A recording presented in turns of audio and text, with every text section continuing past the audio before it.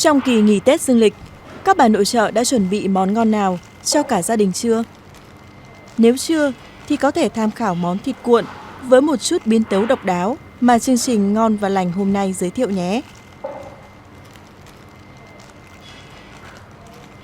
Các món thịt nguội như thịt hun khói, xúc xích được ưa chuộng hơn cả. Những món thịt này vừa đậm đà, vừa dễ tô điểm cho mâm cơm thêm đẹp mắt. Tuy nhiên, nếu chỉ ăn mỗi thịt nguội thì sẽ rất khô, nên khi về Việt Nam, người nội trợ có thể biến tấu thành món thịt nguội bọc thịt băm hoặc pate. Món ăn được Việt hóa này chắc chắn sẽ khiến cả gia đình ngon miệng trong những ngày nghỉ lễ.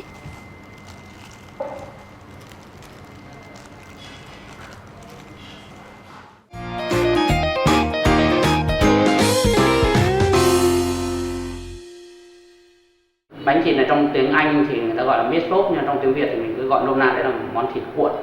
Trước tiên là các bạn sẽ sử dụng thịt thăn, tức là thịt thăn lợn đấy, các bạn xay ra. Đấy, như các bạn thấy ở đây là thịt đã xay sẵn rồi. Đấy. Tiếp đó thì các bạn sử dụng hành tây, đấy, nó gia vị gần như không thể thiếu ở trong cái món này. Tiếp đến là trứng, đấy, rồi kem tươi. Đấy là 4 cái nguyên liệu mà chắc chắn là các bạn sẽ sử dụng với số lượng khá là nhiều.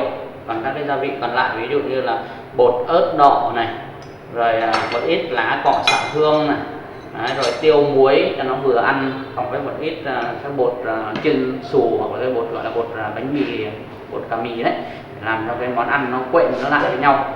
Đấy.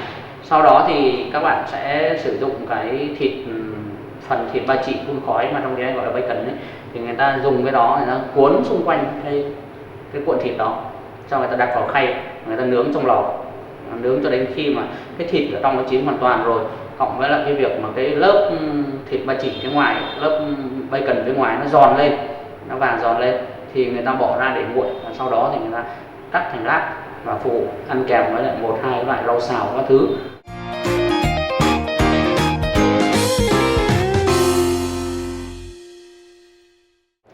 Theo tôi nghĩ thì các bạn băm nhỏ cũng được, tuy nhiên là có thể sẽ gây cho các bạn bị cay mắt. Các bạn sẽ thái miếng lớn ra một chút, sau đó thì các bạn cho vào trong cái máy xay.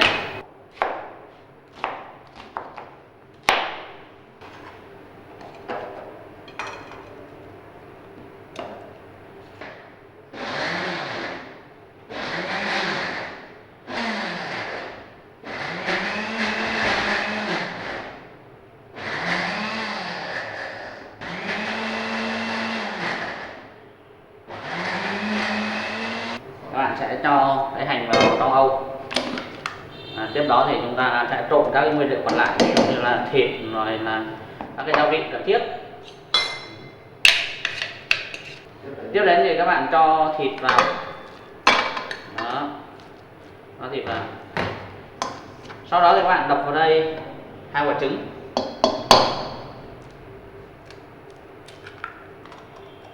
Sau khi cho trứng thì các bạn cho thêm các cái gia vị còn lại, ví dụ cho một ít bột ớt đỏ.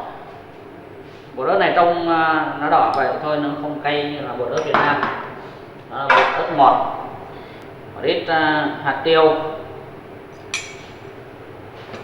một ít lá cỏ xạ hương. Các bạn băm nhỏ một ít rau mùi tây. Đó, cho vào trong hỗn hợp thịt vừa rồi. Các bạn cho cái mùi tây này vào đây.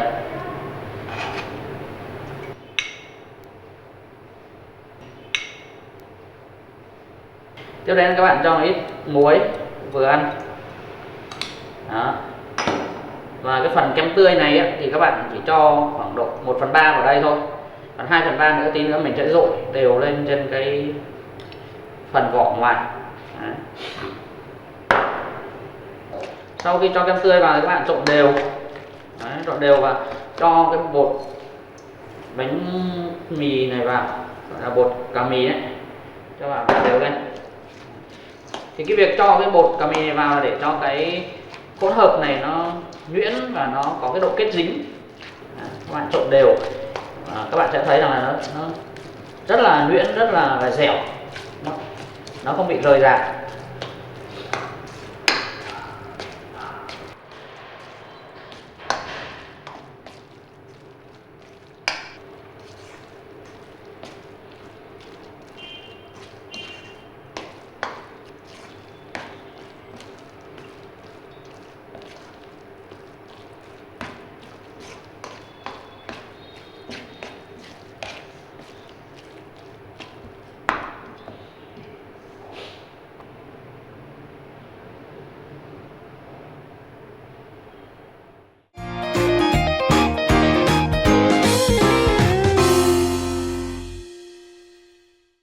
Sau khi các bạn đã trộn xong như vậy rồi thì các bạn dùng cái khuôn như thế này.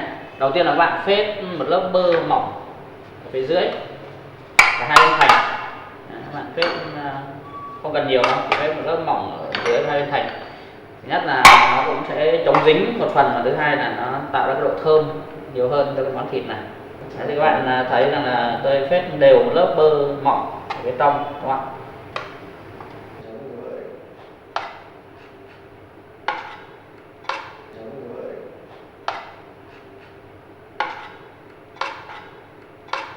Bây giờ thì các bạn lấy cái lát thịt xông khói, cái ba chỉ xông khói này, lát ở phía dưới.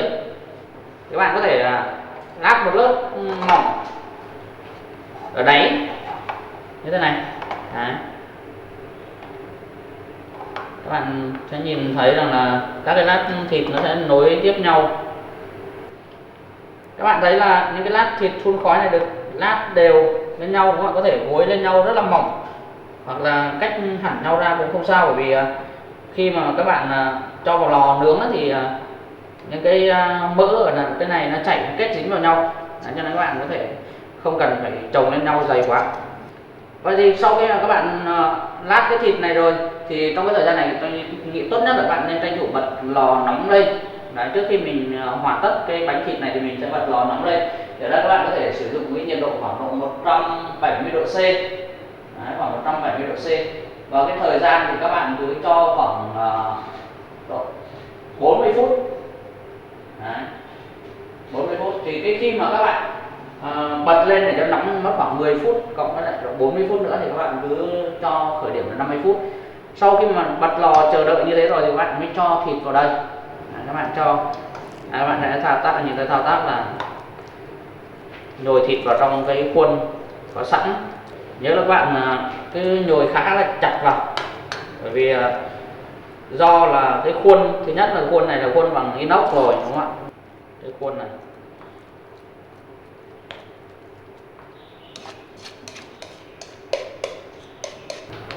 đấy, thì các bạn thấy rằng là với cái số lượng khoảng nửa cân thịt thì các bạn sử dụng một cái khuôn như thế này vừa kín. Sau khi các bạn ép chặt cái phần này lên đây rồi thì mình lại phải bọc tiếp một lớp cái thịt hun khói ở phía trên nữa. Đấy, chứ không phải là để trần như này, mà mình sẽ dùng cái thịt hun khói này. Đấy, xong mình sẽ cắt cho nó vừa với cái phía trên, kết nó lại. Các bạn thấy là sau khi đã nhồi thịt đầy cái khuôn rồi, đúng không ạ? Thì các bạn lấy cái thịt bacon này, cái thịt xông khói này lại phải che cái mặt trên một lần nữa. Đấy, cái hồi nãy các bạn lót ở phía dưới một lần, đúng không? Bây giờ thì các bạn che trên mặt một lần nữa. Và các bạn nhớ là cái thịt ở phía trên này cũng giống như phía dưới, thì là nó không gắn lên nhau nhiều quá, tuy nhiên là nó phải kín hết cả cái khuôn này. Đấy, các bạn sẽ thấy rằng là nó che kín hết cái phần thịt này. Đấy, các bạn đậy kín hết, và sau đấy thì lấy thìa hơi ép cái mép của nó vào để cho toàn bộ cái thịt hun khói này nó che kín cái phần thịt ở phía dưới. Vì nếu các bạn để hở ra thì có thể là khi nướng ấy, thì cái phần thịt đấy nó sẽ bị xấu, là không có cái mặt phủ này, nó sẽ bị đen đi. Nên là các bạn phủ kín hết như thế này rồi thì trước khi đưa vào lò để nướng thì các bạn cho một lớp kem tươi lên trên. Đấy. Thì các bạn thấy là sau khi đã kín như thế này rồi, đúng không ạ? Thì tôi sẽ dội hết cái phần kem tươi lên trên mặt. Đấy. Phần kem này sẽ được dội lên toàn bộ ở trên cái thịt này. Đấy. Nó có thể là phủ kín hết cái phần thịt hun khói. Thì sau khi các bạn đã cho cái kem tươi lên trên cái thịt này thì các bạn có thể nếu đầy quá thì chỉ rót bỏ đi một tí thôi, còn chủ yếu vẫn phải để làm sao cho nó phủ kín cái phần thịt hun khói. Đấy, sau đó thì các bạn mới chuyển cái này vào trong lò. Đấy, các bạn để nướng ở trong lò này khoảng 40 phút. Đấy. Sau đấy thì các bạn tắt lò đi và vẫn cứ để nguyên ở trong lò cho nó nguội hoàn toàn đi. Lúc đấy các bạn mới lấy cái thịt đó ra và đổ ra, thì lúc đấy cái miếng thịt nó kết dính rất là tốt. Nếu các bạn lấy ra từ lúc nóng thì có thể nó lại vỡ.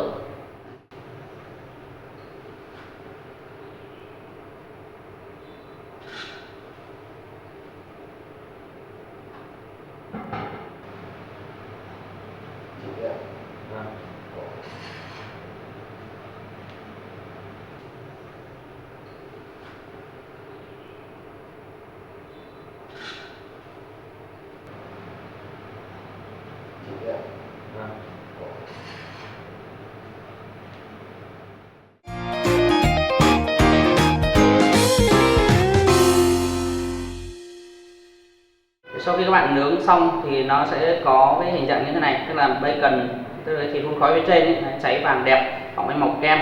Đấy, còn ở dưới thì thịt cũng đã chín. Bây giờ mình sẽ đổ cả cái khay thịt này ra, giống như là một cái khổ bánh mì, đúng không ạ? Giống như là cái khổ bánh mì gối.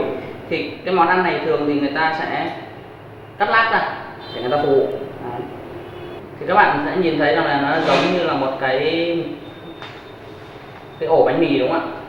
Thì với cái món ăn này thì người ta để nguyên cả một cái này ra mâm, ra bàn, và sau đấy thì khi mà cả gia đình cùng ăn ấy thì người ta tự lấy.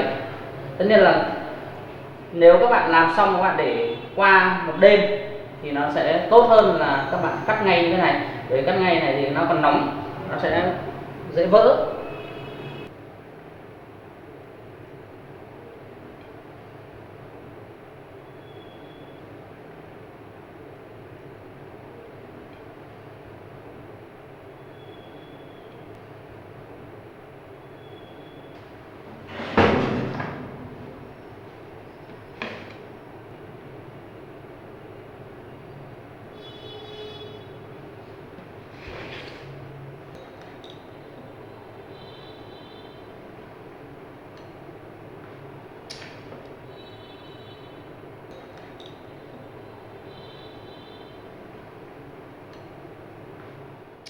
Với những cái gia đình mà người ta thích cái sự ấm cúng thì sau khi người ta nướng thịt ra, người ta để nguyên cả khay như thế trên bàn. Sau đấy người có thể làm thêm một khay khoai tây mịn, khoai tây nghiền, hoặc là cái khoai tây bao tử đấy, người ta luộc lên, người ta xào với lại cái nước đường caramel. Hoặc cũng có người thì người ta phục vụ cùng với bánh mì đen, hoặc là với các loại mì Ý bên cạnh. Đấy, cộng với một ít salad, như vậy là người ta đã có một cái bữa ăn rất là vui vẻ, rất là quây quần rồi. Tôi nghĩ rằng là với cái chia sẻ vừa rồi thì các bạn có thể cũng sẽ thực hiện được món ăn này ở nhà để có thể tạo ra một cái không khí mang tính châu Âu một chút. Chúc các bạn thành công.